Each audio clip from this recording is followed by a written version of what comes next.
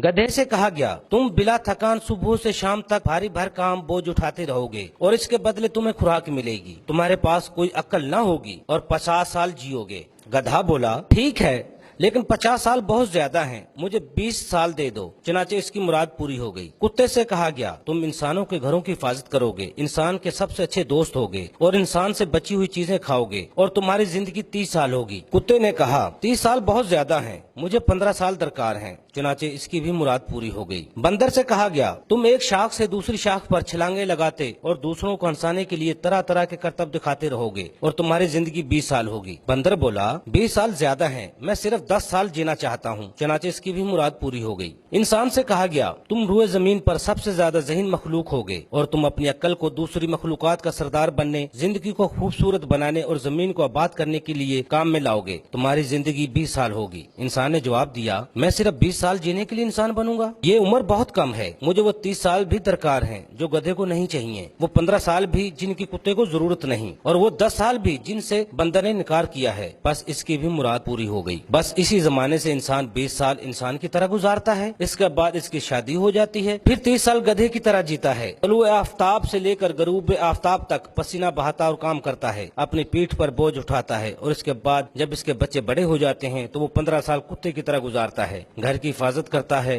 दरवाजे, खिड़कियां और बिजली के बल्ब वगैरह बंद करता रहता है और बच्चों का बचा हुआ खाना भी खाता रहता है। इसके बाद जब वो बूढ़ा और रिटायर हो जाता है तो 10 साल बंदर की तरह गुजारता है, एक घर से दूसरे घर और एक बेटे के पास से दूसरे बेटे और एक बेटी के पास से दूसरी बेटे के यहाँ जाता रहता है और अपने पोते पोतियों को हंसाने के लिए अजीब व गरीब करतब दिखाता और कहानियां सुनाता रहता है। Afzal Ayubi, DMH news, Lahore.